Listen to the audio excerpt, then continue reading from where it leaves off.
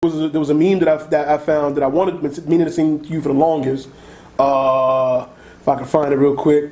All right, so I found this meme that said best debut album, and for the listeners, I'll read them off to you. For the viewers on YouTube, I'll let y'all. You can see it, but for the listeners, it was Kanye's. Was it Graduation was first? No, it's College Dropout, I think. College Dropout was the first one. So Kanye, College Dropout, Jay-Z, Reasonable Doubt, Nas, Illmatic, or Lauryn Hill, The Miseducation of Lauryn Hill. So out of those four, and then I found this on Twitter. So before you go, I found this on Twitter, and people were arguing that Lauryn shouldn't count because she was out with the Fugees before that. No, but her debut is that. I agree with it. So what do you think, John? So from seeing that, the minute you showed me the picture, I immediately leaned to the right. And to me, it's either Reasonable Doubt or Lauryn Hill, Miseducation, Lauryn Hill. The problem is this because of the years, the 20-something years we're talking about listening to, or was it instantly you felt that way when you first heard them? Actually, I would say both. Okay. So I know a lot of people went back to Illmatic. Anyone who knows me knows I'm a huge Nas fan. I took Nas over Jay through the whole beef. I'm a huge Nas fan, but I never thought Illmatic was his best piece of work, and I never thought it was as good as it ever made it sound. To me, again, it was just 10 songs, and Illmatic is a good album. Did you just take a Drake deep breath? I did. You did. I'm upset. You just took a Drake deep breath. But Illmatic was a good thing. College Dropout is a good Kanye album. It's a great Kanye album. It was well produced. It has great songs on it. There's so many hits on there. But Reasonable Doubt is my favorite Jay-Z album of all time. Fights occasionally with 444. 444 is great. But Reasonable Doubt is my favorite Jay-Z album of all time. I'm one of the lucky fans that got put onto Reasonable Doubt when it came out by my uncle. So I got to hear it at the time. I didn't fall on for it later. And I loved it then. Young. I loved it then. I appreciated it then. When it was, So I love that album. That album was phenomenal. I always say I think Reasonable Doubt was a better album than Nas' first album. But anyway, Reasonable Doubt, I love that album. One, it's mad tracks.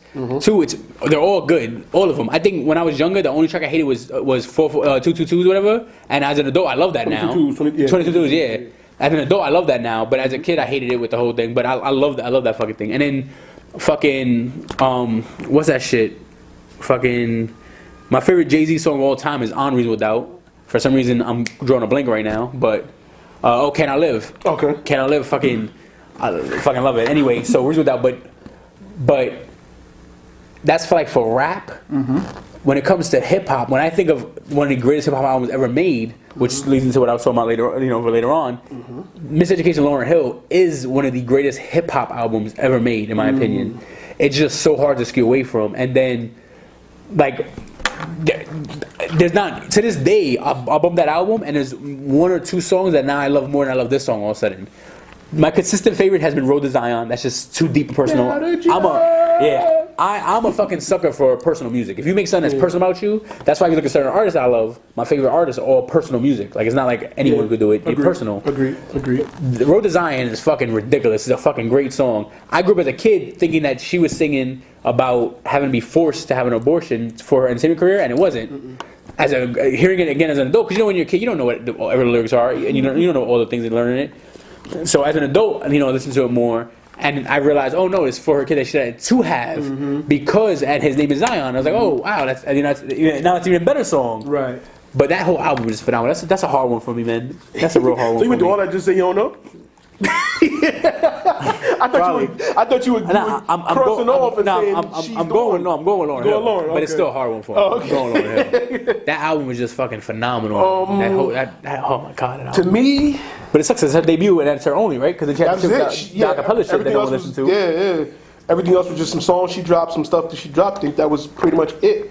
So did she win the award for best debut and best last album? So is that best career? Like, she had the best career ever? Like, I'm out, one and done? And it's fun. The other thing was for the people with the comments with the Fuji stuff, I actually didn't like any of the Fuji albums. I like certain songs, but there's not one full Fuji. Well, they only have, two?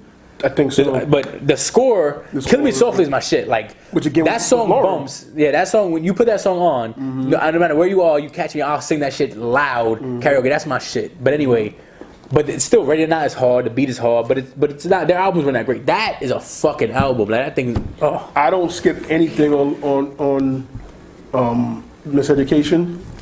I agree with you for the most part on everything you said.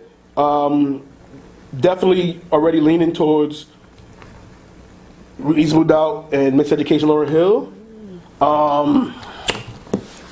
That is definitely a tough one. I think it just depends on the mood I'm in. But as far as best debut album, and I mean, if that's your introduction to the world, that's why I asked you before, was it going back or was it instantly? Because to me, I think instantly, and maybe it was because she had a prior history with the Fugees, but her debut was better than Jay's because she already had a name, which is kind of a cheat code, but he had a name as well. He was Jazzo's mans on Hawaiian Sophie. But even when that album came out, it didn't really grab everyone until his second album, third album, and then people started to go back to it. Hard Knock Life Volume 2 dropped, and after the Annie song, right. Then everyone revisited. Right, exactly. So I got like it to be put on. Like my uncle, like he let me watch Jesus Watch documentary, or the thing, which anyone who's ever seen that knows that as a kid I shouldn't have watched that. Strip club scene though, still the best. I didn't know women could do that because I was a kid. I didn't know women could do that. I was like, what, 10? Thank you again, uncle. Appreciate it. But Jesus Watching. Like I got put on Jay-Z Young. I listened to all his albums as a young kid. Yeah. But not really, that definitely my shit. But Lauryn Hill is just. I think I gotta go Miseducation. Just like I said, strictly because the album dropped and everybody was like, "Oh man, this is crazy!" Right off the bat. And I think again, it was whether people had expectations or they didn't, it still blew everyone away. Because even what you expected, you got way more than that. Because she rapped, she still got a better album than anything Drake ever put out. We talking about rapping and singing. Ja Rule, Drake, anybody who rapping and singing and stuff. What would I be without you? All the melodic stuff that's out now, she's still the bar. You know what I'm saying? Because that album, I don't skip anything. And she was not looked at as a female hip hop artist. She was just a hip hop artist, period. She danced with the boys. She was out there. You just have to respect her, period. So I think that she spit that shit. I think that's to me that's just the number one. But comment below. Let us know what y'all think about that because I'm curious. A lot of people gonna just be biased because they're fans of Jay. They're gonna say Jay. Fans, whatever. Cool. But be honest with yourself. Which one really came right out the gate and just? I mean, which one is still to this day? I mean, Jay reminds us of Reasonable Doubt himself. Lauryn disappeared after that, and people were still like, "Yo, this album is incredible." The album still sells. I remember when I was still working for Best Buy, like people would still come in and buy that album. I rebought that album. People borrowed that album from me, and I was like, "Oh, I need my album." Yeah. That's one of the few albums that I still have. There's very few albums I have a physical copy left anymore. Which anyone who knows me and my CDs knows that it's crazy. Yeah. But there's very few albums I still have a physical copy of. And Best Buy just stopped selling physical CDs. I'll tell you right now, that's how short it is. It's Reasonable Doubt. The first three DMX albums, Dog is Hella Hot, Flesh of My Flesh, and then it was X. It's the first Jadakiss album, Kiss the Game Goodbye.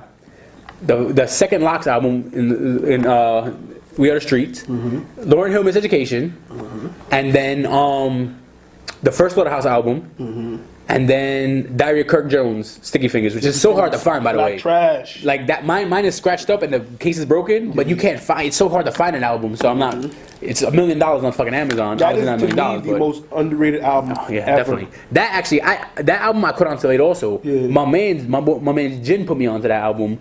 When it first dropped or whatever, but I was like Sticky Fingers, like he's alright, like I wasn't into it, and he put me onto it, and like I didn't even appreciate then how well that album was made, and now it's like one of my favorite albums of all time.